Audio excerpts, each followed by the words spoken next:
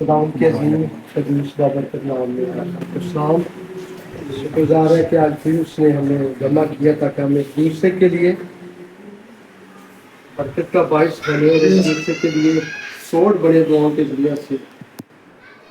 تو خدا کے مقدس کلام میں سے ہم دیکھیں گے سایہ 45 باب اور اس کی 10 خدا کے کلام مقدس کو دیکھیں گے. کلام مقدس میں سے آج ہم دیکھیں گے یسایہ نبی کی کتاب اس کا 41واں باب اور 10ویں آیت.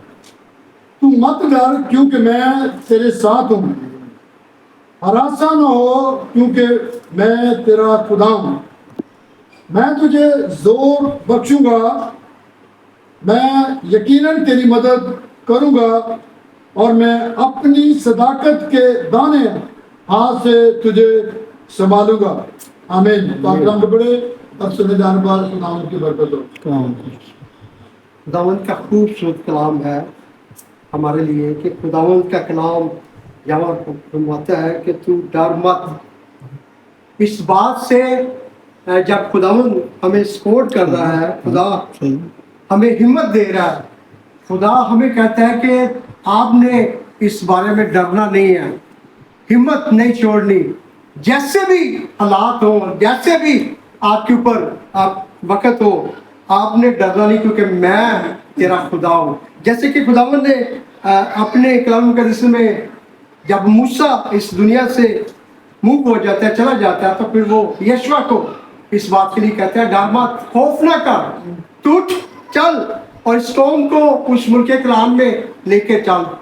تو اس بات سے ڈرنا، ہمت نہ ہار، کیونکہ جیسے میں موسیٰ کے ساتھ تھا ویسے ہی تیرے بھی ساتھ رہوں گا. تو آج ہمارا خدا یہ کلام ہمارے ساتھ کہہ رہا ہے. خدا آج ہمیں کہہ رہا ہے کہ تو ڈر مت، اس بات سے جو ہے خوف زدہ نہ ہو، میں تیرا خدا ہوں، میں تیری سپورٹ کروں گا، میں تیری ہمت بنوں گا. یاد رکھیں ہمارا خدا جو ہے وہ ہمیں اس بات کے لیے کہہ رہا ہے کہ تو ڈر مت.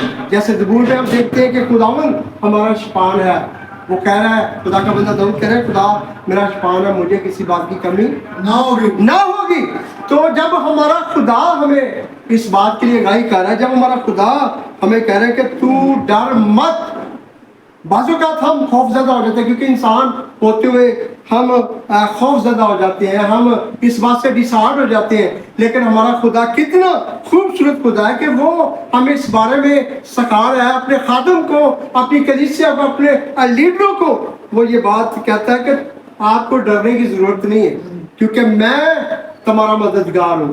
دنیا کے جو ممود ہیں، دنیا کے جو ممود ہیں وہ ایک محض بت ہے، تو وہ بھی ایک اسٹرگل کو، ایک ویژن کو لے کر چلتے ہیں. تو ہمارا خدا تو زندہ خدا ہے جو ہمیں اس بات کے لیے سپورٹ کر رہا ہے، ہمیں اس بات کے لیے ہمت دے رہا ہے، ہمیں اس بات کے لیے ضرورت دے رہا ہے کہ تم نے ڈرنا نہیں ہے، خوف زدہ نہیں ہونا، آپ نے قدموں کو آگے بڑھانا ہے کیونکہ میں تمہارا مددگار ہوں. تو ہمارا خدا ہمیں اس بات کے لیے آگاہ کر رہا ہے. تو بے شک خدا ہمیں سپورٹ کرتا ہے، خدا ہماری مدد کرتا ہے. جو بھی اس کے کلام کو لے کر چلتا ہے، جاتا ہے، خوف زدہ نہیں ہوتا، تو پھر خدا ان کے ساتھ ہو کر ان کی سپورٹ کرتا ہے، مدد کرتا ہے. تو خداوند یسوع مسیح جو ہے وہ بڑا عظیم خدا ہے جو ہمیں ہر طرح سے سنبھالتا ہے، ہر طرح سے ہماری سپورٹ کرتا ہے. اکثر ہم بڑی بڑی پریشانیوں میں بھی آ جائیں تو ہمارا خدا ہمارے ساتھ ہو کر چلتا ہے. جیسے کہ خدا دیکھیں داؤد ابھی چھوٹا بچہ ہی ہے تو خدا اس سے اتنا بڑا کام لے رہا ہے.